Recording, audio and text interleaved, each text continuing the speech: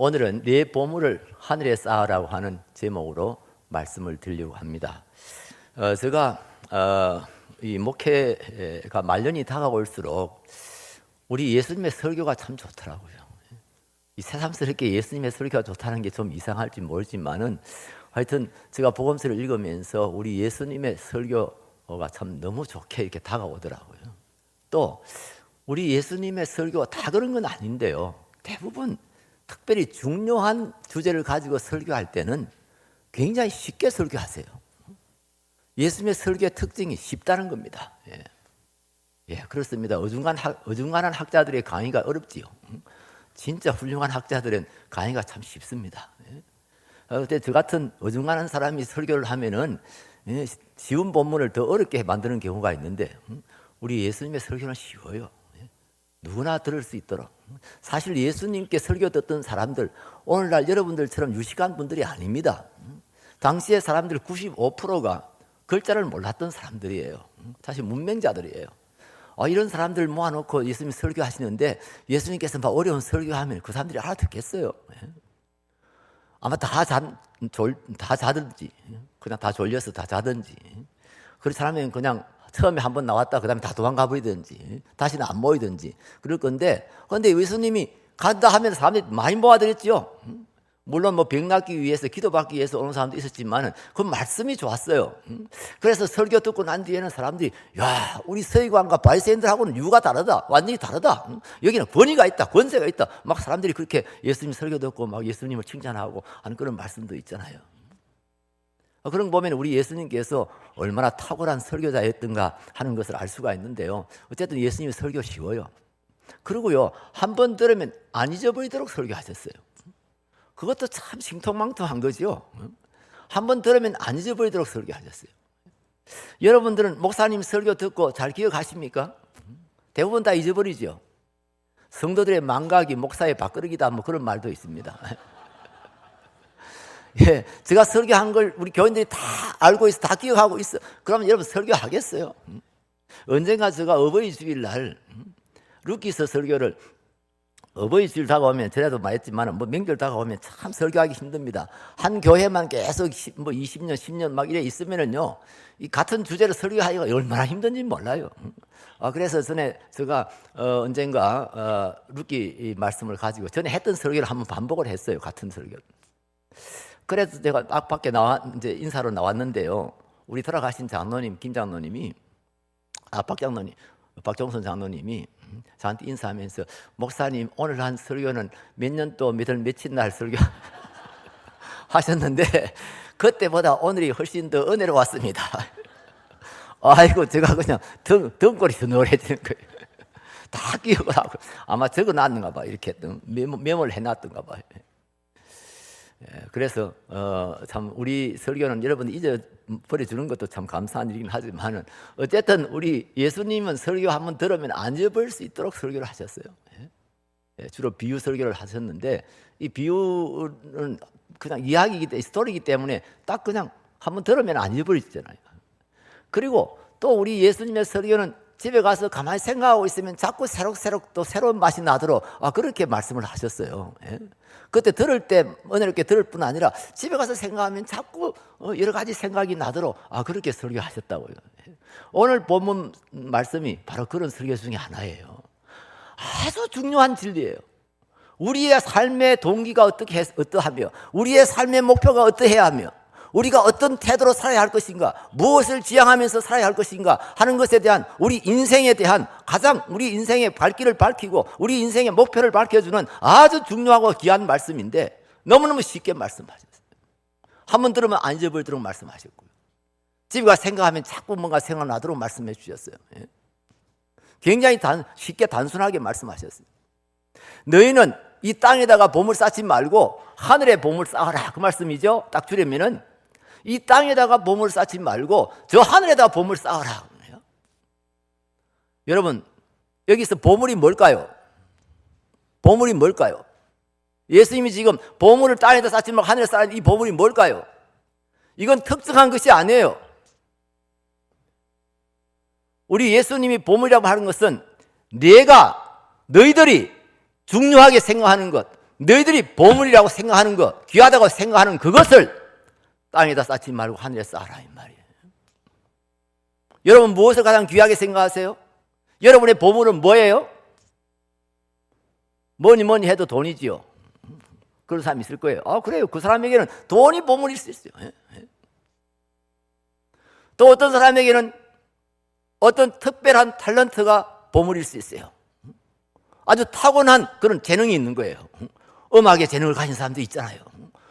정말 음악 잘하는 사람 보면 얼마나 부러운지 모르겠어요. 어떤 사람은 이 성악가들은 이 목이 보물이에요. 이 목 관리를 잘 해야 돼요. 목이 잘못돼 버리면 그냥 다 안 된단 말이에요. 그 사람에게는 이 목소리가 보물이란 말이에요. 어떤 사람에게는 기술이 보물이에요. 기술. 우리 집사님 중에 한 분은 너무너무 기술이 좋으셔가지고 이분은 주로 석유 정류하는 그런 시설 플랜트를 하시는 분이신데, 이분은요 은퇴하고도요 70이 다 되도록 계속 불려다녔습니다. 아프리카에 무슨 정류 시설을 하는데 와서 한번 시운전을 해주고 가라, 돈을 엄청나게 주면서. 기술이 그분에게는 보물이에요. 어떤 사람의 시간이 보물이에요. 우리 서양 속담에 타임 이즈 골드라고 그러잖아요. 시간이 금이란 말이에요. 정말 그런 이 시간이, 건강이 보물인 사람이 있죠. 건강이 얼마나 귀한 거예요, 여러분. 그러니까 예수님 말씀하시는 이 보물은 네가 귀하다고 생각하는 것, 네가 중요하다고 생각하는 것, 이게 보편적으로 하시는 말씀이에요. 돈이 중요하다고 생각하는 사람은 돈, 시간이 보물이라고 생각하는 사람은 시간을, 기술이 중요하다고 생각하는 사람은 기술을, 탤런트가 중요하다고 생각하는 사람은 그 재능을, 그것을 땅에다가 쌓지 말고 하늘에다 쌓아라, 이 말이에요. 그럼 땅은 뭐예요? 땅 여러분 다 알죠? 제가 해석할 필요 없죠? 땅은 이 세상을 말하죠. 이 세상을 말하고, 그리고 이 세상의 가치를 말하죠. 이 세상적 가치, 세속적 가치를 말하는 거예요. 이 세상을 말하고 세상적 가치를 말하는 거예요. 그러니까 네 보물을 땅에다 쌓지 말라 하는 것은 네가 귀하게 여기는 것을 이 땅에다가 쏟지 말라는 이야기예요. 이 세상적인 가치에다가 투자하지 말라는 이야기예요. 그럼 하늘은 뭐예요? 땅으로 알면 하늘은 당장 알 수가 있는 거죠. 하늘은 하나님의 나라지요. 하나님의 나라지요. 하나님 나라의 가치지요. 하나님의 나라와 하나님 나라의 가치지요. 하나님의 나라의 가치에 있어서 그냥 한 두 가지만 예를 들면 뭐라고 할 수 있을까요? 우리 하나님 나라의 가치에서 가장 중요한 거 두 가지. 하나는 사랑이죠. 하나는 의로움이죠. 하나님 우리를 통치하시되 사랑과 공의로 통치하시는 분 아니십니까? 이런 가치를 말한단 말이에요. 그러니까 네가 귀하게 여기는 것을, 돈이면 돈, 시간이면 시간, 재능이면 재능, 기술이면 기술, 그런 것들을, 이 세상적인 것들, 이 세상적인 가치를 위해서 쏟아붓지 말고, 투자하지 말고, 하나님의 나라, 하나님 나라의 가치를 위해서, 영원한 가치를 위해서 그런 데다가 네 보물을 투자하라는 이야기예요. 네 보물을 거기다 쌓아라, 이 말이에요. 저 설교 다 끝났어요. 설교 이제 본론은 다 끝났어요. 그런데 이렇게 끝내버리면 또 좀 더 구체적인 적용이 잘 안 될 수 있기 때문에 여러분들이 좀 더 구체적으로 여러분의 삶 속에 적용할 수 있도록 하기 위해서 제가 이제 부록으로 지금 설교 시작하는 겁니다. 왜 땅에다가 보물 쌓지 말고 하늘에 쌓으라 하시는 걸까요? 우리는 이 땅에 속한 사람이 아니에요. 우리가 이 땅에 발을 붙이고 살긴 하지만은 우리 소속은 어디예요? 우리는 하나님 나라에 속한 사람들이에요. 하나님 나라의 백성이 됐잖아요. 우리는 죄의 종이고 사망의 종이었는데 우리는 거기서 해방되어서 하나님의 자녀가 됐잖아요. 하나님 나라의 백성이 됐잖아요. 우리의 시민권은 어디에 있어요? 하나님 나라에 있어요. 하늘에 있어요. 빌립보서 3장 20절 말씀 같이 읽겠습니다. 그러나 우리의 시민권은 하늘에 있는지라 거기로부터 구원하는 자 곧 주 예수 그리스도를 잃게 하였노니 우리의 시민권은 하늘나라에 있어요. 하나님 나라에 우리의 시민권이 있어요. 우리는 하나님 나라의 시민이에요. 우리는 주님 다시 오시기를 기다리고 있어요. 우리 주님 다시 오시면은 우리가 완성되어진 하나님의 나라에 들어가게 될 것이기 때문에 그렇습니다. 우리가 하늘에 속한 사람이고 하나님 나라에 속한 사람이니까 거기다가 보물을 쌓는 게 너무너무 당연한 거잖아요. 이 세상은 나그네 길이라고 그러죠. 우리를 보고 행인과 나그네와 같다 그렇게 말씀하셨죠. 그래요. 우리는 지금 출장 나온 사람하고 비슷해요. 출장 나온 사람하고 비슷해요. 우리 본사는 어디에 있어요? 우리 본사는 하나님 나라에 있어요. 교회는 하나님 나라의 에이전트라고 그러죠. 대리점이라고 그러죠. 교회는 하나님 나라의 대리점이에요. 우리가 지금 대리점에 출장 나온 거예요. 일 마치면 돌아갈 거예요. 어디로? 본사로. 출장 나온 사람이 자기의 귀한 보물을 갖다가 출장 나와서 있는 그 호텔에다가 자기 보물 쌓아놓은 사람이 있겠어요? 제가 여행 중에 어머는 호텔에다가 자기 보물 쌓은 사람 있어요? 제가 지금 제일 참 좋은 호텔에 있습니다. 아마 우리 해운대에서 최고 좋은 호텔인지도 몰라요. 목사님께서 조그마한 사람 갖다 그리 좋은 큰 호텔에다가 저를 투숙을 시키는지 모르겠어요. 근데 제가 내일 갈 때 그 귀한 걸 제가 그거다 놔두고 갈까요? 제가 귀하다고 생각하는 걸 그 호텔에다 놔두고 갈까요? 천만의 말씀. 시술 치약까지 다 챙겨갈 겁니다. 왜요? 거기는 내가 잠시 머물다 가는 곳이란 말이에요. 우리 집은 용인시 기흥구에 있어요. 탑실로 15번지에 있어요. 거기가 우리 집이니까 거기다가 좋은 거 다 그거 가져가는 거죠. 마찬가지란 말이에요. 이 세상은 우리가 잠시 나그네로 사는 곳이에요. 출장 나온 거예요. 그러니까 우리 출장 나온 데다가 보물 쌓는 것, 그런 어리석은 사람이 어디에 있어요? 천국에다 보물 쌓아야 되지요. 우리는 항상 하나님 나라를 바라봅니다. 하나님 나라를 소망합니다. 우리가 그곳에 들어갈 내 본향을 사모하듯이, 그 본향을 사모하듯이 우리는 하나님 나라를 사모하지 않습니까? 아브라함은 하나님께서 그에게 가나안 땅을 유업으로 주었지만은 그 땅이 영원히 살 곳이 아니고 하나님께서 주신 저 하늘나라, 하나님이 지으실 터가 있는 그 성, 그것을 바라보고 그것을 소망하고 그것을 행해서 살았지 않습니까?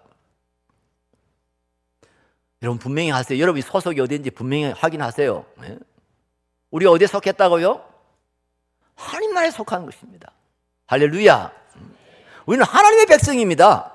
하나님 나라의 시민권을 가진 사람이에요. 자부심을 좀 가지세요. 긍지를 가지세요. 우리가 이 땅에서 어찌 보면 초라하게 사는지 모르지만은, 어찌 보면 좀 가난하게 사는지 모르지만은, 세상 사람들이 봤을 때는 우리에게 무슨 부귀영화가 있는 것도 아니지만은, 그러나 우리는 하늘에 속한 사람입니다. 저 높은 하늘, 우리 하나님이 계시는 그 영광스러운 나라, 그 영원한 나라, 참된 가치가 있고 영원한 가치가 있는, 우리는 그 나라에 소속된 사람이에요.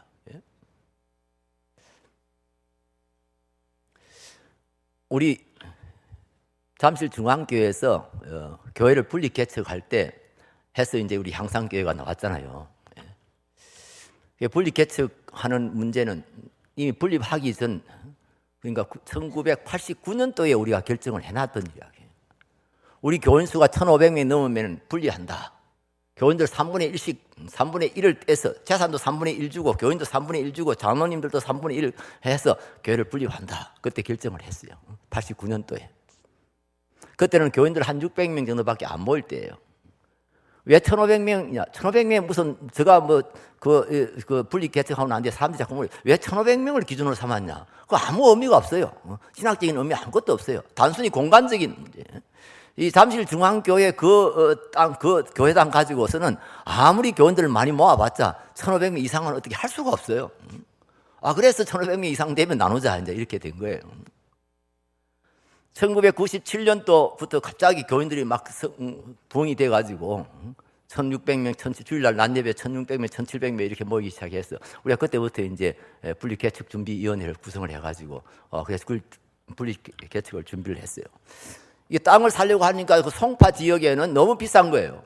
또 땅도 마땅한 땅도 없고요. 그래서 하다 보니까 저 용인까지 가게 됐어요. 용인 신갈 가까이까지 가게 됐어요.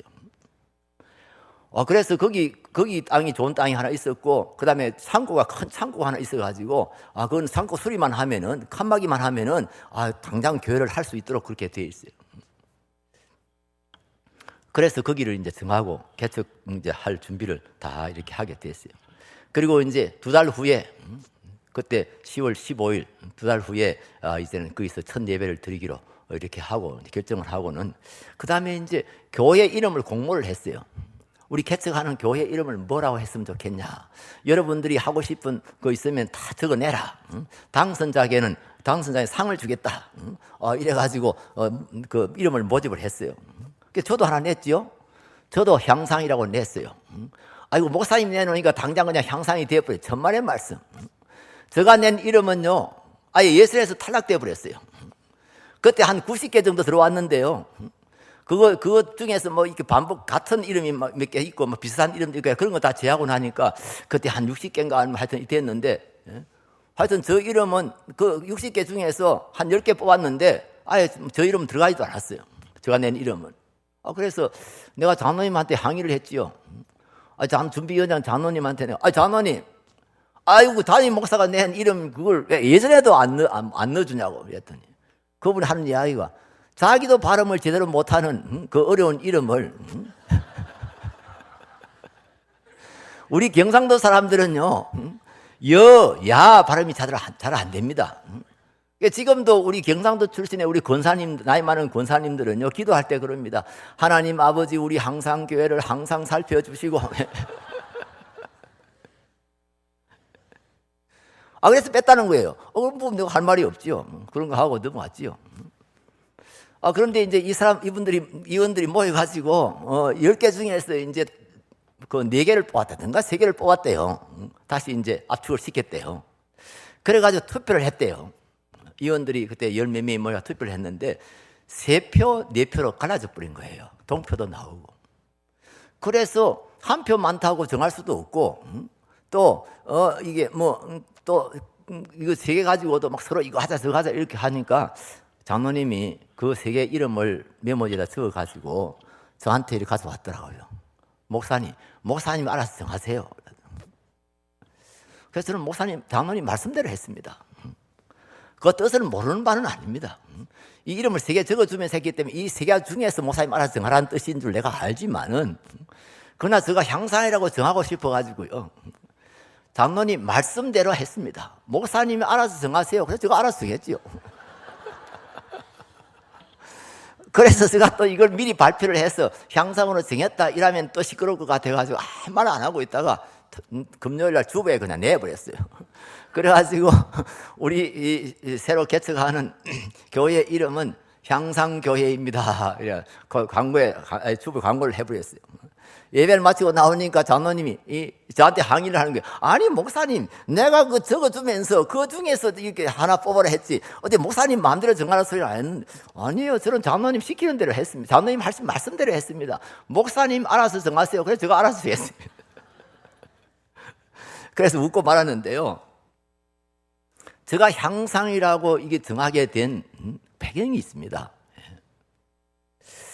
제가 1985년도에 제가 잠실중앙교회 담임이 됐습니다. 제가 새벽기도 때 잠깐 그때 이야기 조금 했습니다만은 참 어려웠습니다. 어떻게 해서 참 싸우던 교회가 저를 담임 목사로 증빙을 하긴 했지만은 그때 저 나이 만 37세였습니다. 우리 나이로 38세였어요. 청년이죠 뭐. 그리고요, 몸도 너무너무 약했고요. 우리 김 목사님 잘 아십니다. 그냥 누가 밀어버리면 자빠질 정도로 몸이 안 좋았고요. 그리고 제가 신장이 안 좋았기 때문에 간도 안 좋고요. 그래가지고 얼굴이 부었다 사갔다 이러니까 얼굴이 항상 누룽팅팅 해가지고요. 양복을 입었든지 한자복을 입었든지 언제나 저는 중환자처럼 보였습니다. 그렇죠. 또 교회 싸움판에 제가 한 3년 설교를 하고 나니까 그동안에 좀 써먹고 싶었던 설교들은 다 써먹어버렸고, 담임이 됐지만은 진짜 이 설교할 게 없는 거예요. 설교하기 너무너무 힘든 거예요. 교회 분위기도 안 좋고 하니까 더 힘들고요. 그리고 이제 제가 무슨 목회 경험이 있습니까? 뭐 아는 게 있습니까? 그때 장로님들은 다 제명당했어요. 그러니까 제가 뭐 원원할 세상도 아무도 없어요. 제가 얼마나 힘들었는지 모릅니다. 진짜 얼마나 힘들었는지 모릅니다. 얼마나 고독했는지 모릅니다. 얼마나 쓸쓸했는지 모릅니다. 그때 제가 예수님이 하신 말씀, 나를 보내신 이가 나와 함께 하시도다. 내가 항상 그의 기뻐하시는 일을 행함으로 나를 혼자 두지 아니하셨느니라. 제가 그 말씀을 붙들고요. 그 말씀을 붙들고 제가 얼마나 많이 울었는지 모릅니다. 주님, 제가 잘 못하지만은 주님이 기뻐하시는 뜻대로 하겠습니다. 그러면 저를 절대로 혼자 두지 않으실 줄 믿습니다. 제가 이러면서 그 말씀 붙들고 울기도 많이 울고 교회에 어려운 일이 생기고 힘든 일이 생기고 하면은 늘 그냥 그 말씀. 그래서 제가 그 말씀을 북글 잘 쓰는 사람한테 부탁을 해가지고요. 액자를 만들어가지고 저 은퇴할 때까지 그 서재 저 등 뒤에다가 이렇게 붙여놓고 은퇴하는 날 때에다가 지금 제 안방에다 붙여놨습니다. 안방에다 붙여놓고 지금도 제가 그 말씀 묵상하면은 가슴이 찡해집니다. 그럴 때예요. 그렇게 외롭고 힘들고 두렵고 무서울 때였어요. 교인들이 막 무서운 거예요. 교인들 보면 사랑스러워야 되잖아요. 그런데 그 교인들 막 싸울 때 모습을 내가 봤기 때문에 무서운 거예요.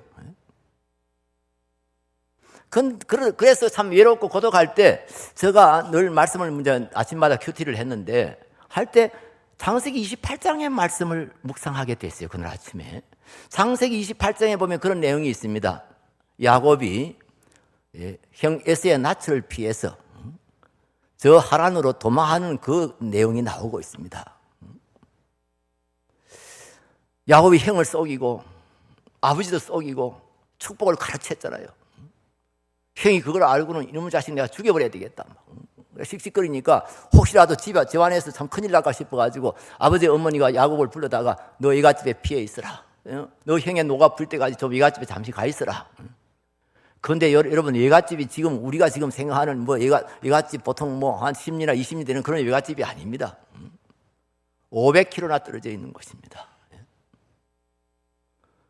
거기로 도망을 갑니다. 피난을 갑니다. 그때 무슨 길이 있었어요? 교통수단이 있었습니까?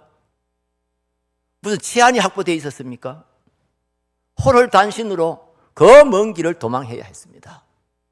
아마 첫날은요, 진짜 혹시라도 형이 알고 쫓아올까 싶어서 얼마나 가슴을 조이면서 막 있는 힘을 다해서 달렸을 겁니다. 너무 숨이 차면은 이 숲속에 이렇게 잠시 앉아서 쉬다가 또 이제 막 한 걸음이라도 더 멀리 가기 위해서 막 달리다가 해가 저물었습니다. 전에는 집에서 어머니 아버지 천막에서 이렇게 따뜻한 곳에서 이렇게 잠들었겠지만은 뭐가 있습니까? 침상이 있습니까? 이불이 제대로 있었겠습니까? 겉옷을 벗어서 덮고 잘 수밖에 없었지요. 돌 베개를 베고 잘 수밖에 없었지요. 길쭉한 돌 하나 구해다가 그거 베고 누울 수밖에 없었지요. 여러분 그때는요 사람이 많지 않아 가지고 맹수들이 많았을 때입니다. 짐승들이 많았을 때입니다. 그곳은 사막입니다. 광야입니다. 뱀들이 있고요. 정갈이 있습니다. 뱀들이 밤에 막 씩 하면서 지나가고요. 정갈은 아무도 모르게 와가지고요. 이거 한번 물면은 3분 만에 죽을 수 있는 그런 아주 독한 독을 가진 정갈들도 있었습니다. 저 멀리서는 짐승들의 울음소리가 들렸을 겁니다. 맹수들의 울음소리가 들렸을 겁니다. 사막의 날은 춥습니다. 얼마나 쓸쓸했을까요? 얼마나 두려웠을까요? 얼마나 고독했을까요? 저 혼자 상상입니다. 잠을 이루지 못했을 겁니다. 너무 무서웠어요. 너무 고독했어요. 어머니 아버지는 이제 멀리 계십니다. 야곱은요 형 에사하고는 달리요 지금 이 맘마보이 비슷한 사람입니다. 엄마하고 같이 요리나 하고 집에서 어머니 도와주고 어머니 치맛자락 붙잡고 집에서 주로 돌았던 사람이에요. 형에서는 막 가서 사냥도 하고 막 이랬지만은 그런 사람이 혼자 광야에 고독하게 누웠을 때 얼마나 두려웠을까, 얼마나 쓸쓸했을까. 그래서 아마 틀림없이 하나님 앞에 기도 많이 했을 겁니다. 하나님, 저 좀 살려주세요. 저 좀 보호해 주세요. 저와 좀 저를 지켜주세요. 저가 우리 이갓집에까지 잘 도착할 수 있도록 저를 보호해 주십시오. 저를 지켜주십시오.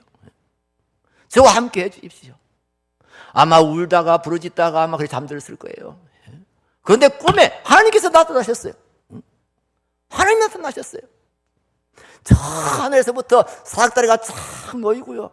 거기에 천사들이 오르락내리락 하고요. 아마 그 사닥다리는 틀림없이 황금 사닥다리였을 거예요. 왜냐하면 그 사닥다리는 예수님을 상징하잖아요. 우리 예수님을 예표하잖아요. 하늘과 땅을 이어주는 이 사닥다리가 놓이고 저 사닥다리 끝에 저 하늘에 무슨 행체는 보이지 않지만은 거기에 영광스러운 빛이 있고 거기에서 말씀이 들리는 겁니다. 야곱아, 나는 너의 조부 아브라함의 하나님, 너의 아버지 이삭의 하나님이다. 내가 네 누운 곳을 너와 네 후손에게 주겠다. 그리고 네가 어디로 가든지 내가 항상 너와 함께 하겠다. 와, 정말 놀라운 하나님의 임재를 경험하게 됩니다. 얼마나 감사했을까요? 얼마나 감격했을까요? 야곱이 자다가 이 꿈을 꾸고 일어나서 뭐 어떻게 할 줄을 몰라가지고 제단을 쌓아야 되는데 뭐 밤에 무슨 어디다 어떻게 제단을 쌓겠어요? 자기가 베고자 하던 그 돌을 세워놓고 그 위에다가 자기가 가지고 있던 기름을 붓고요. 하나님 앞에 기도합니다. 하나님, 저를 보호하셔서 저를 지켜주셔서 다시 아버지 집으로 무사히 돌아오게 하시오면 내가 세운 이 돌이 성전이 될 것이고 내가 하나님 앞에 11절을 드리겠습니다. 11절을 드린다는 건 뭡니까? 여러분, 11절의 의미가 뭡니까?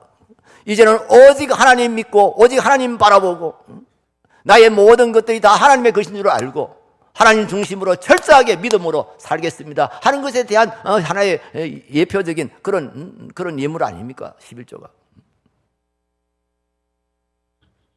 제가 그날 새벽에 아침에 큐티를 하면서 그 말씀을 읽으면서 제가 얼마나 은혜를 받는지 몰라요. 저 처지가 그 당시 야곱의 처지하고 비슷해서 그런지 모르지만은 제가 정말 가슴이 칭하고 눈물이 날 정도로 그날 아침에 얼마나 은혜를 많이 받았는지 몰라요. 그렇다. 내가 지금 이 광야 같은 세상에 내가 살고 있지만은 내가 이 척박한 땅에 발 붙이고 있지만은 나는 이 땅에 속한 사람이 아니고 저 하늘에 속한 사람이다. 저 아버지 집에 속한 사람입니다. 저 높은 곳에 나는 속한 사람이다. 그때부터 제가 제일 좋아하는 찬송이 워낙 많습니다만 하여튼 그 중에 하나가 저 높은 곳을 행하여, 저 높은 곳을 행하여, 거기서 향상이 나왔습니다. 저 높은 곳을 행하여, 그걸 향하여 향자에다가 상자 더 높은 곳에다가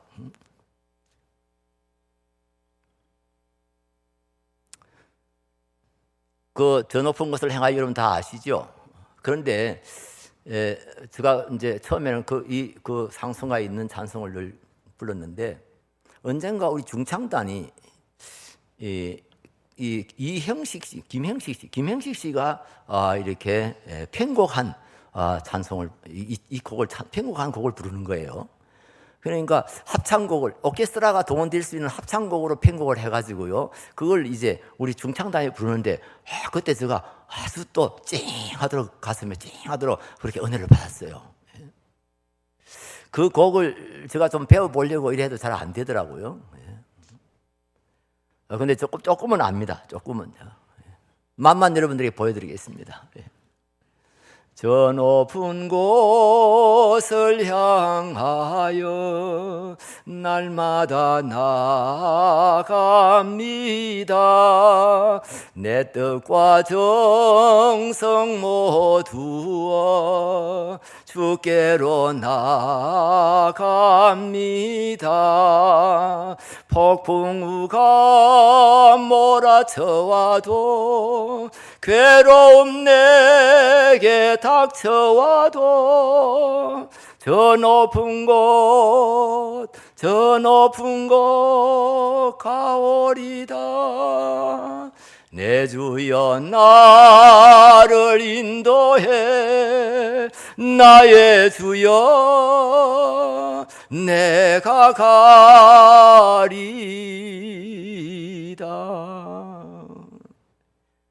이런 곡입니다. 제가 이 곡이 좋아가지고요, 향상교회 첫 예배 드릴 때 우리 그때 그 숙명여대 성악과 교수 김지사님이 계셔서 지사님한테 제가 그 곡을 주면서 지사님 우리 첫 예배 이거까지 특송 좀 해주세요 그랬더니 아니 목사님 그건 합창곡이에요. 예? 아니 당신은 음악가 아니냐고.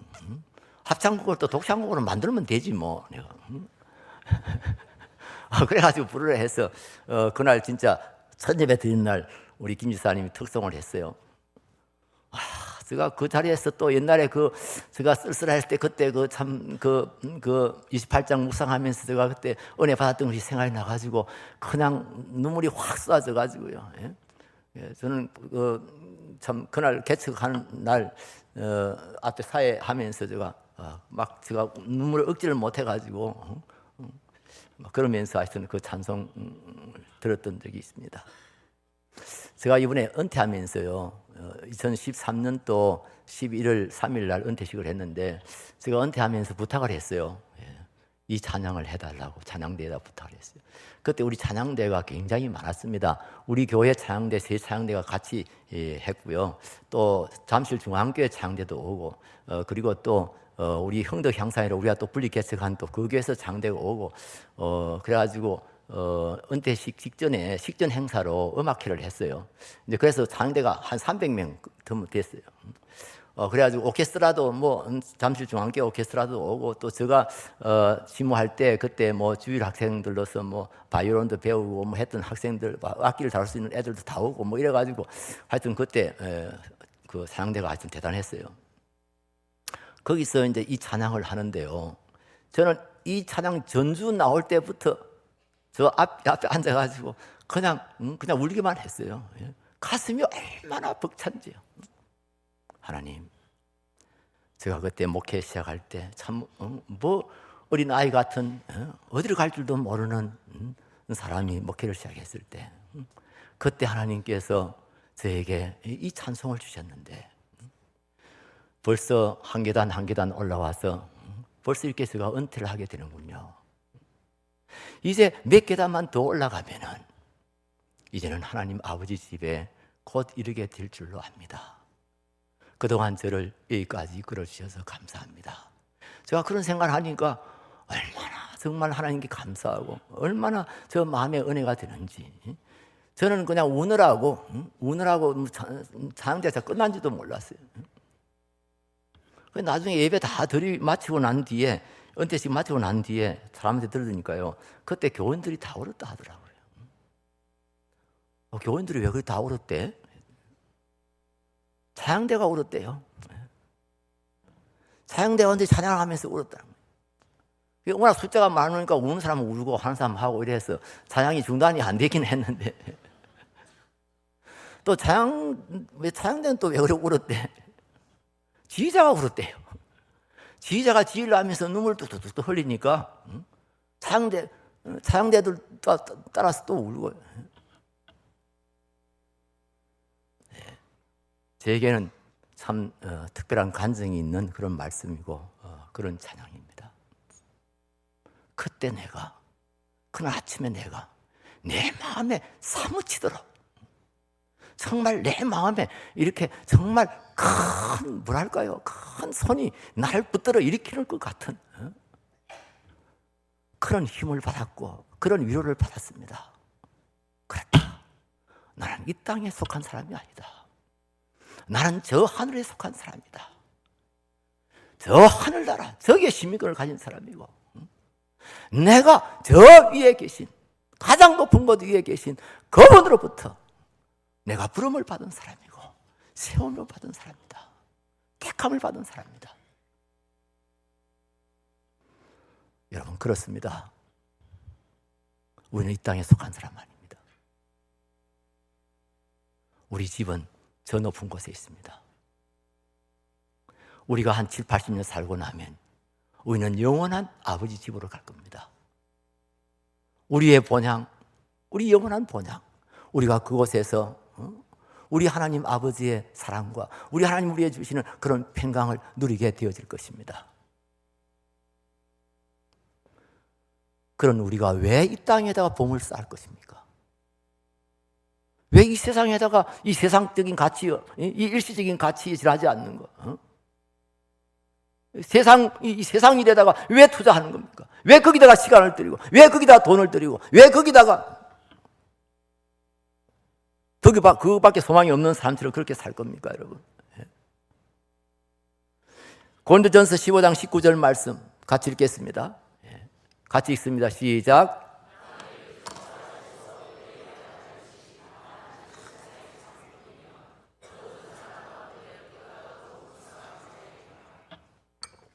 믿습니까? 만일 우리의 소망이 이 땅밖에 없다면 우리 예수 믿는 사람 진짜 불쌍한 사람들이라는 거죠. 우리가 저 하늘 소망 바라보고 우리가 저 하느님 나라 바라보고 이 땅에서 손해보는 거 그런 거 우리가 아랑곳하지 않고 살았지 않습니까? 주의 나라를 위해서 우리 주님 믿고 섬기는 일을 위해서 우리 시간도 바치고 돈도 바치고 이래 왔는데 내 삶을 바치면서 살아왔는데 우리가 저 하늘나라에 소망이 없다? 우리 불쌍한 사람들이죠. 만일 이 세상의 것이 다라면은 여러분 교회 나올 이유가 뭐가 있어요? 한 시간이라도 가서 더 열심히 돈 벌고 한 시간이라도 시간이 있으면 가서 쉬고 즐기고 그래야지요. 우리의 소망은 영원합니다. 우리의 소망은 너무나 고상합니다. 우리의 소망은 저 높은 곳에 있습니다. 저 거룩한 곳에 있습니다. 할렐루야. 거기를 바라보시고 그걸 소망하시고 거기에다가 여러분의 보물을 쌓는 지혜로운 분들이 다 되시길 바랍니다. 두 번째로 왜 우리가 이 땅에다가 보물 쌓아서는 안 되는가? 이건 좀 소극적인 의미에서, 네거티브한 의미에서 그렇습니다. 왜 이 땅에다 보물 쌓아서는 안 되는가? 이 땅에 쌓아놓으면은 다 헛되게 끝나고 말기 때문에 그렇습니다. 예수님의 비유가 그거잖아요. 이 땅에다 보물 쌓아놓으면 종과 동록이 해하고 도적이 구멍을 뚫고 도둑질을 한다 그러잖아요. 이런 좀 알죠, 좀. 요즘 젊은 사람들 좀 본 적이 없는 사람 많을 거예요. 이게 쌀 같은 데 곡식 같은 데 들어가서 갈아 먹고 좀 새까맣게 벼룩보다 좀 큰 그런 거 있습니다. 이게 또 무명 옷 같은 거 비단 같은 거 갈아 먹고요. 예수님 당시 지금부터 2000년 3000년 전만 해도 보물 중에 하나가 비단이었습니다. 비단, 실크였습니다. 그래서 이 서양 사람들이 저 멀고 몇 마일리 길이 되는 실크로드를 따라가지고 중국에 와가지고 비단을 수입해서 서양으로 가서 수출을 했습니다. 가서 팔았습니다. 그 비단이 얼마나 비쌌겠어요. 그리고 우리 동양에서는 이 염색 기술이 발전이 안 돼가지고 그냥 원단 그 색 그대로 썼습니다. 그런데 서양에서는 염색 기술이 일찍부터 발전해가지고요. 그 비단을 가져가서 빨간 물도 들이고 파란 물도 들이고 노란 물도 들이고 해가지고 그 비단으로 옷을 해입고 귀족들이 왕들이 옷을 해입고 왕궁을 치장하고 그랬습니다. 그러니까 엄청나게 비싼 보물이었어요. 어느 부잣집에서 어느 그 귀족이 이제 자기 딸 시집을 가든지 아니면은 뭐 남편이 무슨 대신이 되든지 하면 그때 쓰려고 그 비싼 비단을 사가지고 옷장에다가 이렇게 고이 잘 간직을 해놨어요. 드디어 3년, 한 2, 3년 뒤에 딸이 시집을 가게 돼가지고 이제 이 옷을 해입히려고 그 비단을 딱 꺼내봤는데 세상에 구멍이 숭숭숭숭 나가 있는 거예요. 뭐가 먹은 거예요? 좀이 먹어버린 거예요, 좀이. 와, 좀들 참 신났을 거예요. 오늘 지나가다 보니까 구수한 냄새가 난단 말이에요. 이 칼과 먹어보니까 너무 맛있어요. 여러분, 번데기 먹어봤죠? 우리 어릴 때 뻔뻔하면서 그거 한 봉지 사가지고 먹으면 얼마나 고소하게 맛있는지 몰라요. 아마 그런 맛이었을 거예요. 이게 다 내추럴 한 거잖아요. 이게 완전 자연산이잖아요. 그러니까 이 좀들이요, 막 거기서 막 그냥 이웃 사람들 다 불러다, 이웃 사람이 아니지, 이웃 좀들 다 불러다가 거기서 막 페스티벌 하고 축제를 하고, 그 다음에 막 새끼를 놓고 또 놓고 막 이래가지고 한 2, 3년 동안 막 난리 법석을 한 거예요, 거기서. 못 쓰게 돼버린 거죠. 예수님 지금 그 말씀하고 있는 거예요. 동록은 뭐죠, 동록? 옛날엔 돈이 동전이었잖아요. 돈이 생기면 어떻게 보관했습니까? 금고가 있었습니까? 무슨 비닐백이 있었습니까? 그때는 돈이 생기면은 은행 갖다 맡길 데도 없고, 그냥 항아리 같은 데 넣어가지고 파묻었단 말이에요. 그런데 물이 안 들어가도록 어떻게 잘 파묻는다고 파묻었지만, 그게 워터프루프를 할 수가 없잖아요. 이 방수를 할 수가 없었잖아요. 그러니까 어느 날 비가 너무 많이 와가지고 홍수가 났다든지 뭐 어때가지고 그냥 물이 싹 들어가 버려요. 아니면 우리 경상도 말로 시나브로 들어가든지 물이. 들어가가지고는 그냥 목이 다 쓸어버렸어요. 다 엉겨 붙어버린 거예요. 아니 세상에 쓰려고 세상에 꺼내봤더니 다 붙어가지고 다 가루가 돼버렸네요. 그 말씀이 지금. 그건 도둑이 어떤 때는 도둑이 또 훔쳐가버려. 어느 집에서 논을 팔았다. 그러면 다 알잖아요, 동네 사람들이. 오늘 저 집에 돈 팔았다는데 아마 돈을 엄청나게 받아갔어요. 어디다가 보관하나 싶어가지고 이 못된 이웃이 딱 이렇게 망을 봤거든요. 아니나 다를까 저 뒷뜰에다가 파묻는 걸 봤단 말이에요. 잘 봐놨다가 밤중에 와가지고 살살 잠을 넘어와가지고는 그것으로 파가지고 가버렸단 말이에요. 그 말이에요, 지금. 이 땅에다가 보물을 쌓으면은 여러분이 귀하다고 생각하는 것을 이 땅에다가 쌓으면은 이렇게 허무하게 끝난다, 이 말이에요. 이걸 우리에게 일찌감치 증언해 주신 분이 있어요. 솔로몬이죠, 솔로몬. 저 이야기 들으면서 여러분 전도서 다 찾았어요, 전도서. 한 950페이지쯤 가면 있습니다. 전도서. 이 솔로몬은 참 처음에는 참 산뜻하게 시작한 왕이었지만은 나중에 부귀영화가 막 이렇게 부귀영화로운 그런 생활을 하면서 사람이 타락했지요. 타락했다가 나중에 회개하고 돌아와서 정말 회개하고 돌아와서 그때 쓴 책이 전도서예요. 전도서 2장 4절부터 보시기 바랍니다. 전도서 2장 4절부터요. 우리 천천히 같이 읽습니다. 10절까지 천천히 같이 읽습니다. 뜻을 생각하면서 읽습니다. 시작. 나의 사업을 크게 하였노라. 내가 나를 위하여 집들을 짓고 포도원을 일구며 여러 동산과 과원을 만들고 그 가운데에 각종 과목을 심었으며 나를 위하여 수목을 기르는 살림에 물을 주기 위하여 못들을 팠으며 남녀노비들을 사기도 하였고 나를 위하여 집에서 종들을 낳기도 하였으며 나보다 먼저 예루살렘에 있던 모든 자들보다도 내가 소와 양떼의 소유를 더 많이 가졌으며 은금과 왕들이 소유한 보배와 여러 지방의 보배를 나를 위하여 쌓고 또 노래하는 남녀들과 인생들이 기뻐하는 처첩들을 많이 두었노라. 내가 이같이 창성하여 나보다 먼저 예루살렘에 있던 모든 자들보다 더 창성하니 내 지혜도 내게 여전하도다. 무엇이든지 내 눈이 원하는 것을 내가 금하지 아니하며 무엇이든지 내 마음이 즐거워하는 것을 내가 막지 아니하였으니 이는 나의 모든 수고를 내 마음이 기뻐하였음이라. 이것이 나의 모든 수고로 말미암아 얻은 몫이로다. 그런데 중요한 것은 이제 11절이에요. 11절 시작.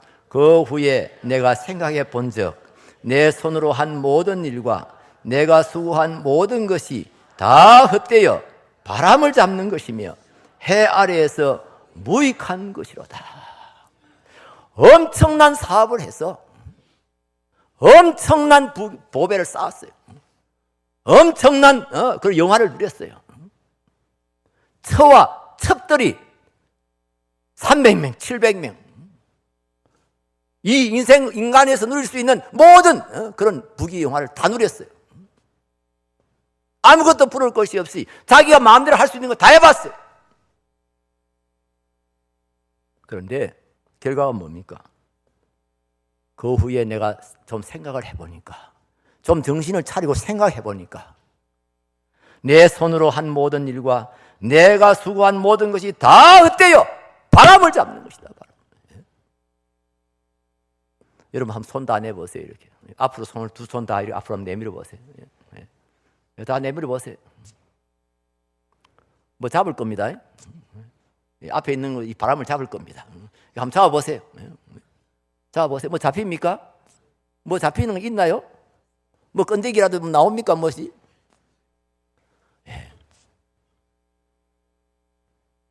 그런데 왜 그렇게 바람잡으러 다니라고 그렇게 바쁘십니까? 왜 남을 것이 없는 헛된 그런 인생 삶, 그런 거, 헛된 거, 헛되고 말 그런 것들 붙잡아 다니시느라고 왜 그렇게 바쁘게 다니십니까? 왜 그렇게 힘들게 다니십니까? 전도서의 결론이 뭡니까? 전도서의 결론 12장 8절 말씀 같이 있습니다. 전도자가 이르되 헛되고 헛되도다. 모든 것이 헛되도다. 옛날 번역에는 그렇게 있어요. 헛되고 헛되니 모든 것이 헛되도다. 헛되고 헛되도다. 다시 말하면 하나님 나라와 연결되어져 있지 않는, 우리 하나님과 연결되어 있지 않는 모든 우리의 수고, 모든 우리의 노력, 우리가 축적한 모든 부귀 영화 다 헛되다 이 말이에요. 인정하십니까? 인정하십니까? 하나님과 연결되어 있지 않는, 저 하나님 나라와 잇대어 있지 않는 우리의 모든 수고, 우리의 모든 보화 다 헛되단 말이에요.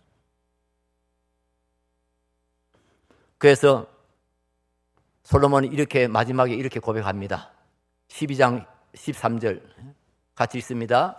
일의 결국을 다 들었으니 하나님을 경외하고 그의 명령들을 지킬지어다. 이것이 모든 사람의 본분이니라. 뭐라고요? 일의 결국을 다 들었으니, 내가 살아온 인생을 통해서 내가 경험한 것을 내가 너희들에게 다 간증하지 않았느냐? 내가 그렇게 열심히 내가 사업하고 열심히 부귀를 모으고 축적을 하고 이랬는데 알고 보니까 다 바람 잡는 것에 지나지 않더라. 모든 것이 다 하나님하고 관계없이 이루어진 모든 일들은 다 헛되게 끝나고 말더라. 그러니까 하나님을 경외하라. 하나님 잘 믿어라. 그 말씀을 지키고 그 말씀대로 순종하며 살아라. 이것이 인생의 본분이다. 여기에 참된 가치가 있고 여기에 영원한 생명이 있는 것이다. 이렇게 지금 우리에게 간증해 준 말씀이 전도서의 말씀입니다. 그렇습니다. 사랑하는 성도 여러분, 이 땅에다 보물 쌓지 말고 하늘에다 보물 쌓으시기 바랍니다. 여러분의 인생 목표를 분명히 가시기 바랍니다. 인생의 방향을 확실하게 붙잡으시기 바랍니다. 그래서 바람 잡는 그런 어리석은 일 중단하시고 정말 작은 것이라도 영원히 남을 수 있는 일에, 정말 영원히 남을 수 있는 일에 투자하시기 바랍니다. 그런 것에 시간을 들이고, 그런 것에 여러분의 물질을 들이고, 그런 데 여러분의 건강을 들이고, 그런 데다 여러분의 열정을 쏟고.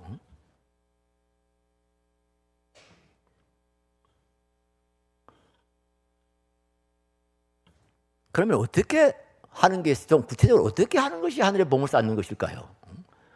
하늘에 보물 쌓으라는 설교만 하고 그냥 끝내버리면은 내일 아침부터 뭐 어떻게 하는 건지 또 이럴 수 있으니까요. 맨날 기도만 하고 있으라는 이야기인가? 맨날 교회 가서 살아라는 말인가? 그래서 또 제가 또 좀 더 설교를 또 계속할 수밖에 없네요. 어떻게 하는 것이 하나님 나라의 보물 쌓는 일일까? 그건 성경 전체에 다 나와 있는 내용이지만은 그것을 아주 요약하고 여러분들이 기억하기 좋게 해요. 설교자는 어쨌든 듣는 말씀들이, 듣는 청중들이 말씀을 잘 기억할 수 있도록 하는 게 설교자의 중요한 과업이니까요. 예. 저를 따라서 하시기 바랍니다. 하늘의 보물 쌓는 일은 우리 예수님께서 하신 일을 하고 예수님께서 하라고 명하신 일을 하는 것입니다.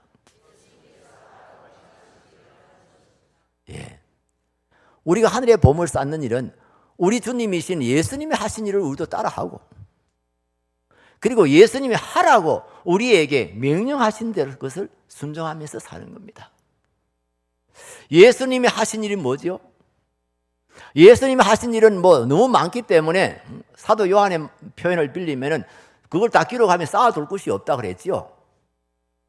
그런데 또 이것도 또 우리 성경을 잘 읽어보면 딱 요약해 놓은 데가 있습니다. 예수님이 하신 일을 요약해 놓은 데가 있습니다.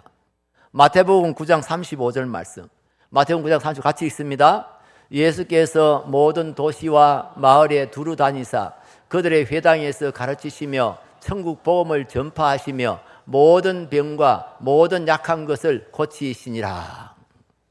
예, 여기서 가르치시는 일, teaching. 그리고 전파하시는 일, preaching. 그리고 고치시는 일, healing. 이것을 가리켜서 예수님의 3대 사역이라 그렇게 이야기합니다. 예수님이 가르치시는 일, 전파하시는 일, 그리고 힐링하시는 일. 그런데 힐링이라는 말이 지금은 굉장히 넓게 쓰이지요. 그건 봉사하는 것을 말합니다. 어제 제가 설명한 대로 다른 사람이 유익하도록 도와주는 그 봉사의 행위가 다 힐링하는 겁니다. 힐링. 그러니까 교육하고 하나님의 말씀을 자녀들에게 잘 가르치고 그다음에 열심히 전도하고 복음 전하고 그리고 남들 잘 섬기는 겁니다. 남들 봉사 많이 하는 겁니다. 사랑으로 봉사 많이 하는 겁니다. 예수님이 우리에게 명하신 말씀이 뭡니까? 명하신 말씀이 많죠. 이래라 저래라 하신 말씀이 참 많은데 그것도 딱 두 가지만 이렇게 뽑을 수 있습니다. 하나는요 마태복음 22장에 나오는 대계명입니다. 대계명. 역시 마태복음 22장 37절로 40절 말씀 같이 읽겠습니다. 예수께서 이르시되 내 마음을 다하고 목숨을 다하고 뜻을 다하여 주 너희 하나님을 사랑하라 하셨으니 이것이 크고 첫째 되는 계명이요 둘째도 그와 같으니 내 이웃을 내 자신같이 사랑하라 하셨으니 이 두 계명이 온 율법과 선지자의 강령이니라. 마음을 다하고 뜻을 다하고 목숨을 다하고 힘을 다하여 주 너희 하나님을 사랑하라. 그와 같이 내 이웃도 네 마음을 다하고 목숨을 다하고 뜻을 다해서 이웃을 사랑하라. 이것이 성경의 강령이다. 성경의 말씀. 선지자, 율법과 선지자는 구약 성경을 가르치는 말 아닙니까? 성경의 요약이다. 강령이라는 말은 이게 어디서 나온 말이냐면 거물에서 나온 겁니다. 거물. 여러분 바닷가에 가면 거물을 쫙 치지요. 거물을 쫙 내려놓고 그 다음에 다음날 아침에 가서 거물을 이렇게 딱 걷어 올리지 않습니까? 거물을 걷어 올릴 때 어떻게 걷어 올립니까? 밧줄을 잡아당기지요. 그 밧줄을 잡아당기면은 거물이 쫙 딸려옵니다. 밧줄을 요즘은 기계가 감대요. 사람들이 잡아당기는 게 아니고 기계가 가지고 이렇게 감습니다. 그 감으면 쫙 딸려옵니다. 그러면 그게 이제 잡힌 고기들이 이제 다 끌어올릴 수가 있는 거죠. 그래서 강령이라는 말은 이 밧줄을 말합니다. 거물의 밧줄을 강령이라고 하는 겁니다. 사랑이라고 하는 이 밧줄을 잡아당기면은 모든 율법이 다 당겨오게 돼 있어요. 모든 것이 다 따라오게 돼 있어요. 그래서 사랑은 율법의 완성이다 그런 말씀도 있지 않습니까? 사랑하라, 사랑하라. 가르치는 일도 사랑으로 하고, 전도하는 일도 사랑으로 하고, 봉사하는 일도 사랑으로 하고, 사랑으로 하라. 그 다음에 또 우리에게 주신 또 중요한 명령이 있으시죠? 그럼 마태복음 28장 19절로 20절 말씀입니다. 같이 있습니다. 그러므로 너희는 가서 모든 민족을 제자로 삼아 아버지와 아들과 성령의 이름으로 세례를 베풀고 내가 너희에게 분부한 모든 것을 가르쳐 지키게 하라. 볼지어다 내가 세상 끝날까지 너희와 항상 함께 있으리라 하시니라. 이게 대사명이라고 그러죠. 그레이트 커미션이라고 그러죠. 지상명령이라고 그러죠. 이보다 더 중요한 명령이 없다 하는 말이 지상명령이라는 뜻이고, 이 명령을 주신 분은 가장 높으신 분이다 이런 뜻이에요.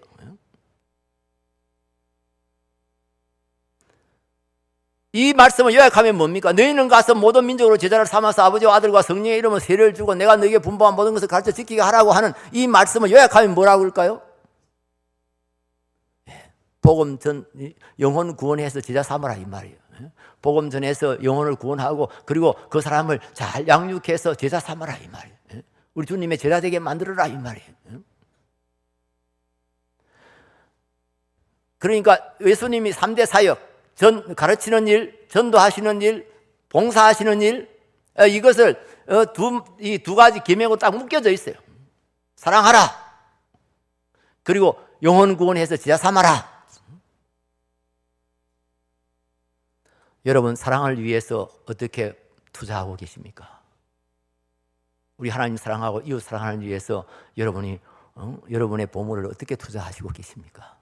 여러분이 귀하다고 생각하는 것을 정말 그런 일을 위해서 이렇게 드리고 계십니까, 여러분? 자녀를 믿음으로 잘 양육하기 위해서, 자녀들을 하나님의 말씀대로 잘 기르기 위해서 여러분은 얼마나 정성을 들이십니까? 얼마나 여러분의 뜻을 다하십니까? 얼마나 여러분의 마음을 다하십니까? 얼마나 여러분의 목숨까지 다하십니까? 가만히 보면은요, 우리 애들 그냥 대학 보내는 일에 목숨을 거는 엄마 아빠들이 참 많습니다. 애들 그냥 좋은 대학에 보내고 좋은 직장 가지고 나중에 뭐 좋은 배필 만나서 뭐 좋은 가정 이루고 막 거기에 모든 것을 다 걸고 있는 분들 많아요. 그래서 그런 웃기는 이야기도 있잖아요. 대한민국에서 제일 센 종교는요, 불교도 아니고 천주교도 아니고 기독교도 아니고 대학교다 이러잖아요. 대학교 간다 그러면 막 정신이 하나도 벌벌 하면서 어쨌든 좋은 대학 가야 된다고 새벽기도 안 하는 사람들이 막 새벽기도도 하고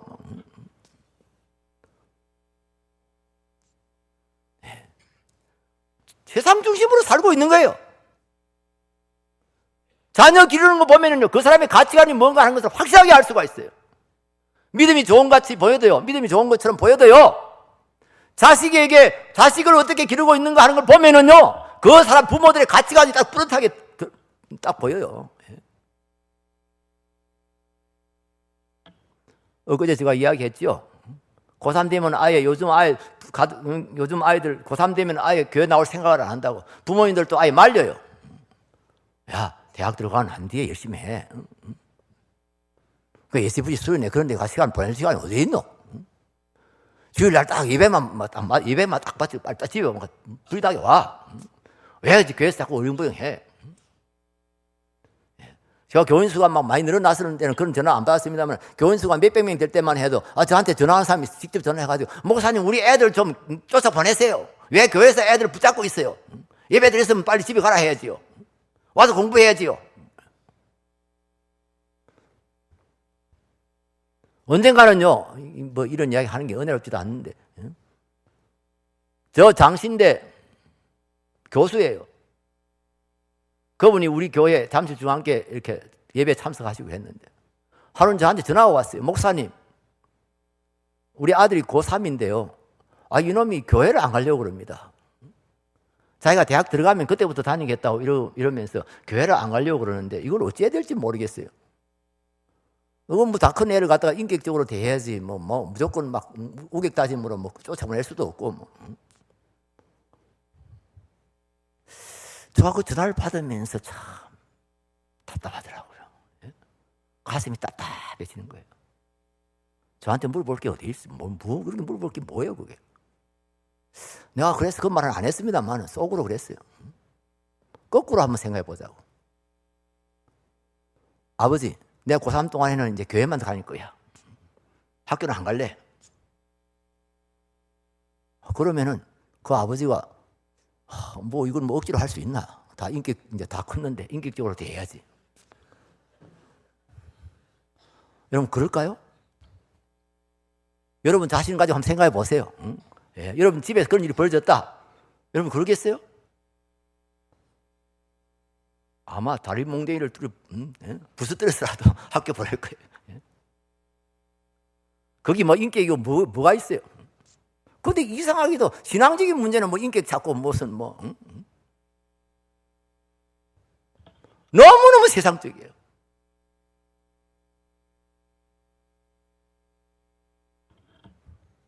말씀으로 잘 교육하세요.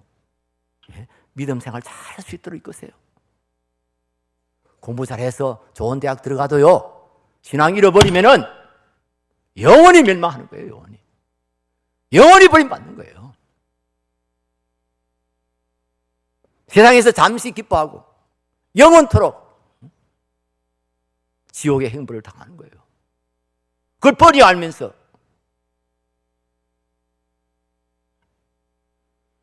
열심히 전도하세요. 여러분이 전도해서 예수 믿는 사람이 몇 명이에요? 우리 장로님들 당신이 전도하셔가지고 지금 예수 믿는 사람이 몇 명이에요? 우리 주님 오시면은 여러분 뭘 자랑하실 거예요? 뭐 내놓으실 거예요?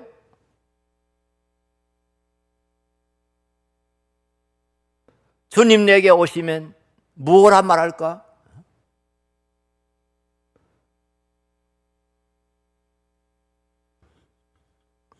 데살로니가 전서 2장 19절로 20절 말씀. 데살로니가 전서 2장 19절 20절 말씀 같이 읽습니다. 우리의 소망이나 기쁨이나 자랑의 면류관이 무엇이냐? 그가 강림하실 때 우리 주 예수 앞에 너희가 아니냐?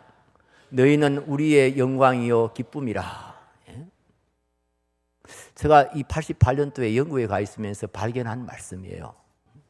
잘 알고 있는 말씀이었지만 제가 영국에서 새삼스럽게 발견했어요.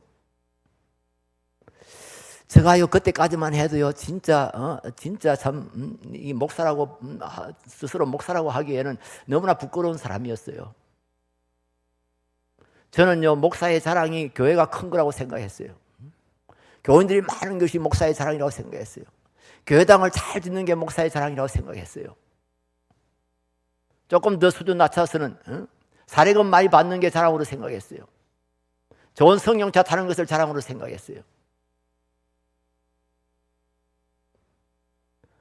근데 그게 자랑일까요? 과연 그게 자랑이 될 수 있을까요? 여러분 예수님 오실 때 여러분 뭘 자랑하시겠어요? 무슨 집을 자랑하시겠어요? 예수님 우리 집 보셨어요? 저 살던 집 아세요? 제가 그거 얼마나 돈 많이 들여가 지었는지 몰라요. 그런 게 자랑이 될까요? 우리 아들이 하나는 의사고 하나는 변호사고 우리 예수님 아시지요? 뭐 그런 게 자랑이 될까요? 제가 얼마나 좋은 차 타고 다니는지 예수님 아세요? 그런 게 자랑이 될까요? 바울 사도님이 데살로니가 교인들을 향하여 그렇게 이야기합니다. 우리의 자랑이 뭐냐? 우리 주님 오실 때 우리가 내드릴 수 있는 자랑의 면류관이 뭐냐? 최고의 면류관이라면 최고의 자랑이라는 뜻이. 우리가 최고로 주님 앞에 자랑할 수 있는 게 뭐냐? 바로 너희가 아니냐? 그 너희 데살로니가 교인들, 바울 사도님이 전도하고 바울 사도님이 목회하면서 양육했던 그 사람, 그 성도들, 그 사람이 자랑하니 그분 너희들이 다 나의 자랑이고 나의 면류관이단 말이에요. 그래요. 제가 영국에 있으면서 이 말씀을 깨닫고 그때 제가 얼마나 하나님 앞에 회개했는지 몰라요. 누가 목사의 자랑입니까? 무엇이 목사의 면류관입니까? 목사가 섬기고 있는 우리 성도들 아닙니까? 목사가 전도해서 양육한 사람들 아닙니까? 목사만 그런가요? 목사만 그런가요? 여러분들 똑 마찬가지 아닙니까? 다 같이 우리가 주님께로부터 대사명을 받은 사람 아닙니까? 내가 복음 전해서 영혼 구원하여 양육한 사람들이 있습니까? 몇 명입니까? 그거밖에 자랑할 것이 없습니다.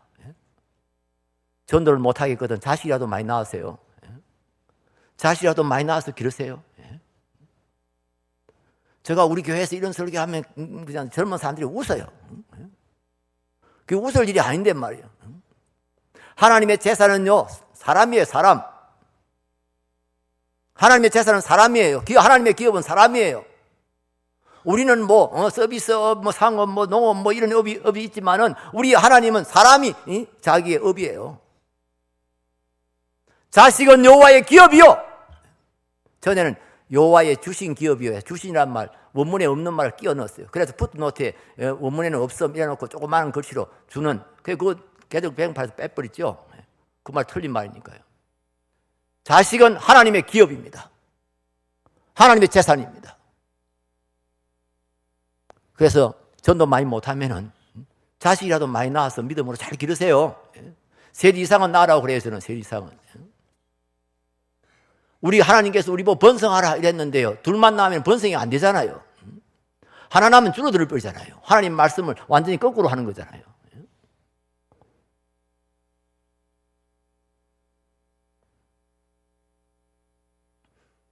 그리고 사랑하는 일을 위해서 사십시오. 사랑을 위해서 헌신하십시오. 네. 구체적으로 여러분, 사랑을 위해서 지출되는 돈이 얼마입니까? 여러분의 계좌에서 사랑을 위해, 순수하게 사랑을 위해서 빠져나가는 금액이 얼마나 되십니까? 지금 이 세상에는요, 10,000원만 있으면은요, 한 달 동안 그 아이에게 영양식을 제공할 수 있을 정도의 그런 형편에 있는 사람들이 많습니다. 그런 아이들이 수없이 많습니다. 저 동남아시아, 아프리카. 그리고 30,000원만 지원하면은요, 그 아이를 먹이고 입히고 공부시킬 수 있습니다. 제가 오래전에 그 기아 대책에 제가 이사가 되면서 그래서 이사가 돼 가지고 뭔가 이런 거 하나 해야지, 입양이라도 하나 해야지, 그런 생각이 들어 가지고 제가 저 베트남에 있는 어떤 아이, 이름도 참 힘들어요. 베트남 아이들은 이응 아응 이름이 그래요. 맞아, 그런 아이를 하나 소위 이제 결혼을 해 가지고요. 제가 한 달에 30,000원씩 보냈어요. 그런데 아이들이 얼마나 잘 크는지요. 해마다 사진을 보내오는데 이게 쑥쑥 달라져 버린 거예요. 작년에 내가 이제는 중학생이 됐기 때문에 이제는 이 결련을 해제한다 하더라고요. 이 아이는 다 컸기 때문에 이제는 자기 스스로 이제 할 수 있기 때문에. 그리고 아이를 바꾼다면서 다른 아이의 사진을 이렇게 딱 보냈더라고요. 제가 참 보람이 있더라고요. 예? 이 아이 먹고 살기도 힘들고 공부한다는 건 생각도 잘 못했는데 30,000원씩 보내줬더니 이 먹고 살고 공부하고 그랬단 말이에요. 언젠가는 성탄절에 편지가 왔는데 이렇게 자전거가 하나 있으면 좋겠다, 그런 편지가 왔어요. 이 편지가요, 베트남 말로 써가지고 기아 대책에 보내면 기아 대책에서 우리말로 번역을 해가지고 저한테 보내줍니다. 제가 또 그 아이한테 답장을 쓰면 또 기아 대책에서 또 베트남 말로 번역을 해가지고 또 그 아이한테 전달을 하고 이런 식으로 편지를 주고받는데요. 그래서 제가 전화를 해서 기아 대책에 베트남에서 괜찮은 자전거 하나 살려면 얼마 좀 듭니까? 그러니까 70,000원이면 충분하다 하더라고요. 제가 100,000원을 보냈어요. 그랬더니 자전거를 타고 탁 옆에 들어가 사진을 찍어가지고 저한테 보냈더라고요. 예. 한 생명. 물론 그 아이가 예수 잘 믿게 들는지 하는 것은 모르겠습니다. 끝까지 예수 잘 믿을는지. 기아 대책 선교사들이 돌보고 있기 때문에 예수 잘 믿으리라고 생각합니다만, 하여튼 잘 모르겠습니다만, 어쨌든 가난과 굶주림 속에서 그냥 도태되어 버릴 수 있는 그런 아이를 돈 몇만 원 가지고 이 아이를 살리고 이 아이를 양육하고. 여러분, 요즘 돈 10,000원이면요 커피 2잔 값밖에 안 됩니다. 스타벅스 가면은 4,500원, 좀 비싼 거는 5,500원 그렇잖아요. 생명을 구원하는 일, 생명을 살리는 일, 이런 가치 있는 일에 여러분의 보물을 거기다가 투자하시기 바랍니다. 선교, 우리가 열심히 전도하지만은 또 우리 앞장서서 열심히 전도하고 열심히 선교하는 분들을 위해서 여러분 투자하세요. 헌신하세요. 교회는 하나님의 에이전트 아닙니까? 하나님의 대리점, 하나님 나라의 대리점 아닙니까? 여기에 대리점에서는 사람들 막 모집하지 않습니까? 회원 모집하지 않습니까? 이런 일에 여러분들 좀 열심히 좀 해보세요. 회원 모집 좀 열심히 하세요. 우리 대한교회 참 교회장 이쁘게 참 잘 지었잖아요. 근데 이게 많이 비어 있잖아요. 여기는 뭐 얼마든지 뭐 아무나 오세, 아무나 오세, 뭐 얼마든지 와도 다 채울 자리가 있어요. 이 하나님 나라를 위해서, 하나님 나라의 백성들을 위해서 여러분 수고하세요. 헌신하세요. 시간 바치세요. 정성을 바치세요. 연초에 선도 대상자를 정하세요. 우집 사람이든지 아랫집 사람이든지 뭐 내가 아는 친구든지 하여튼 정하세요. 우리 교인들 참 내가 이해가 안 돼요. 이런 거 정하라고 막 광고를 하고 막 석 달 동안 기간을 주고 이래서 나중에 전도 대상자를 써내라 이러면 써내면 한 반쯤밖에 안 써내요. 교인들이 뭐 한 2,000명이면 한 1,000명만 써내요. 1,000명은 뭐 하는지 모르겠어요. 아니 전도 대상자 적어내라는데 그것도 못하겠다는 거죠. 그것도 안 하는 거예요. 대관절 이분들이 예수님을 조금이라도 존경하고 우리 예수님 말씀을 조금이라도 뭐 좀 존중하는지 모르겠어요. 아니 모든 민족을 제자 삼아서 아버지와 아들과 성령의 이름으로 세례를 주라고 그런 가르쳐 지키게 하라고 양육하라고 제자 삼으라고 그걸 대명령을 주셨는데 관심이 없어요. 관심이. 전도하는데 관심이 없어요. 제가 어제 그랬습니까? 오늘 아침에 그랬습니까? 저희 향상교회에서는 세례 받은 사람들은 등록을 안 받는 걸 원칙으로 하고 있습니다. 왜 그러냐 하면은 전도하라고요. 교인들 보고. 교회가 조금 사이즈가 커지면은요, 가만히 있어도 교인들이 옵니다. 우리 향상교회 분리 개척하고 난 후에요, 8년 만에 2,000명 넘었습니다. 우린 전도도 안 하는데 그냥 교인들 오는 거예요. 그러니까 교인들이 전도에 대해서는 점점 생각 자체가 없어져 버려요. 전도할 생각을 안 하는 거예요. 그래서 제가 충격적인 방법을 쓰지 않을 수가 없었어요. 전도해서 오는 새신자만 받겠다. 다른 교회에서 신앙생활을 하다가 세례받고 이런 분들은 안 받겠다. 다른 작은 교회 가시라고, 작은 교회 가서 봉사하시라고. 제가 왜 그런 조치를, 과격한 조치를 취할 수밖에 없었냐 하면 교인들이 전도에 관심을 가져야 될 거 아니에요. 자기 전도 한마디도 안 하는데도 교인이 자꾸 불어나니까 막 아이고 우리 교회 부흥돼서 좋다 뭐 이러고 앉아서 그게 진짜 부흥입니까 여러분? 우리가 볼 때는 부흥이죠. 하나님 편에서 보면 그게 무슨 부흥이에요? 제가 이 지갑 이 오른쪽에 있던 걸 왼쪽에 있던 걸 빼가지고 오른쪽에 넣었다 해서 저한테 무슨 달라지는 게 있습니까? 다른 교회 다니는 분이 우리 교회 왔다면 우리 하나님 편에서 봤을 때는 아무것도 플러스 마이너스가 없잖아요. 영혼 구원에 해서 제자 삼는 일이 대사명인 줄 안다면은 이 일에 우리가 헌신해야 되잖아요. 정말 그걸 대사명이라고 진짜 알고 있다면, 믿는다면은 하나님의 관심이 어디에 있는지 우리가 안다면은 우리 하나님의 관심, 주님의 관심에 우리가 귀를 기울이고 그걸 위해서 우리가 헌신해야 되잖아요. 우리 주님 오시면은 주님 앞에 뭐 내놔야 되잖아요. 제가 주님 말씀 순종했더니 제가 열매가 이분들입니다. 이분들이 제가 맺은 열매들입니다. 우리가 내놓을 수 있어야 되잖아요.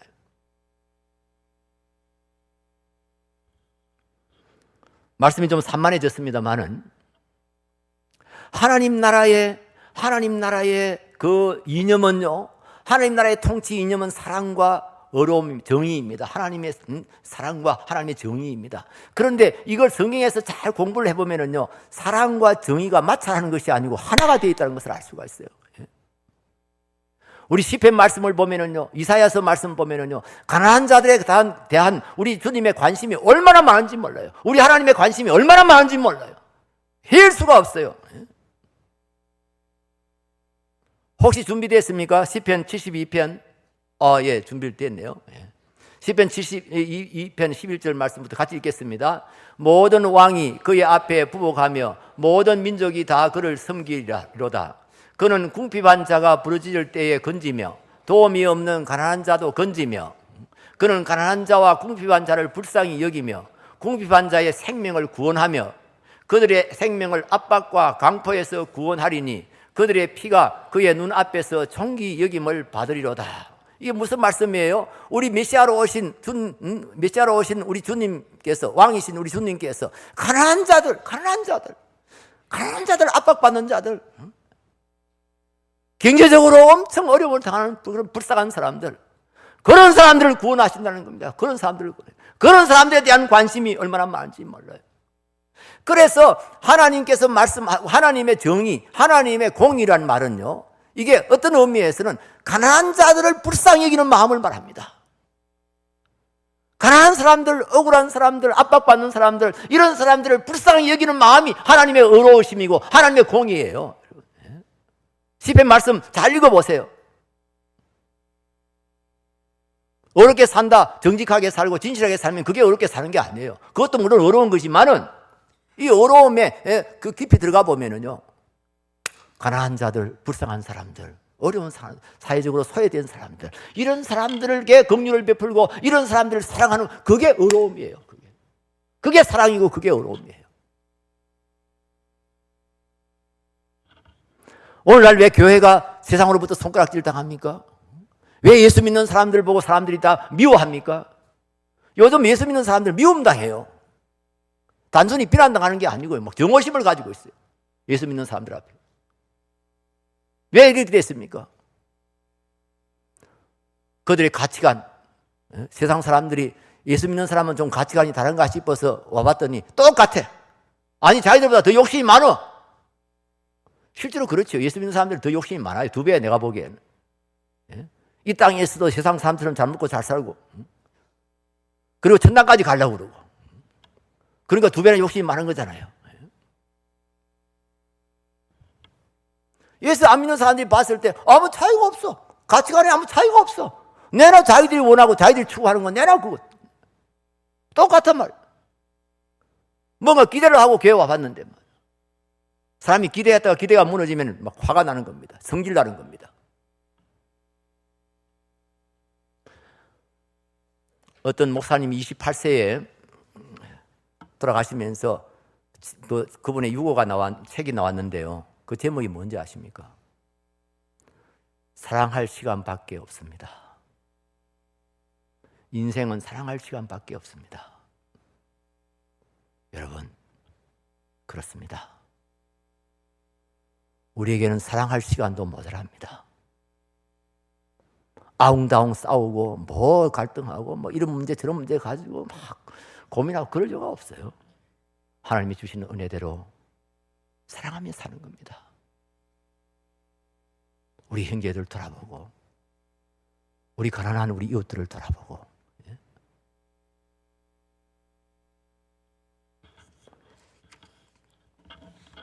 그것이 바로 하나님 나라의 보물찾는 일입니다. 연보하는 일, 주의 나라를 위해서 연보하는 일, 여러분 인색하게 하지 말고 넉넉하게 하세요. 여러분들은 헌금 이렇게 하는 거 보니까 훈련 잘 받고 있는 것 같아요. 하나님 앞에 정말 감사하는 생활, 우리 주의 일을 위해서 헌신하는 생활 열심히 잘 하세요. 그래서 정말 우리 주님 오실 때 우리가 자랑할 것이 있는 사람들이 다 될 수 있게 되기를 바랍니다. 제가 데살로니가전서 2장 19절 20절 말씀 발견하고 난 후에 제가 그때 받은 은혜 때문에 제가 첫 번째 냈던 저 설교집, 첫 번째 냈던 저 책 이름이 나의 기쁨 나의 면류관입니다. 하나님, 제가 영혼 구원에서 제자 삼은 거, 그것을 나의 기쁨으로 나의 면류관으로 삼겠습니다 하는 그런 고백으로 제가 그런 책 제목을 정했습니다. 여러분들도 마지막으로 그런 결단하시기 바랍니다. 나는 이제부터 정말 가치 있는 일을 위해서 살겠다. 영원한 가치 있는 일을 위해서 살겠다. 하나님 나라와 잇대어 살겠다. 우리 주 하나님과 관계 속에서 살겠다. 그걸 위해서 시간도 돈도 그걸 위해서 내가 가진 모든 것 다 드리겠다. 그래서 열매 맺어서 생명의 열매 맺어서 우리 주님 오실 때 내가 그것을 주님 앞에 올려드려야 되겠다. 그런 마음을 가지고 여러분 1916년도부터 새로운 삶을 출발할 수 있게 되기를 바랍니다. 여러분의 인생을 가다듬어서 다시 한번 새 출발할 수 있게 되기를 주의 이름으로 축원합니다. 기도하겠습니다.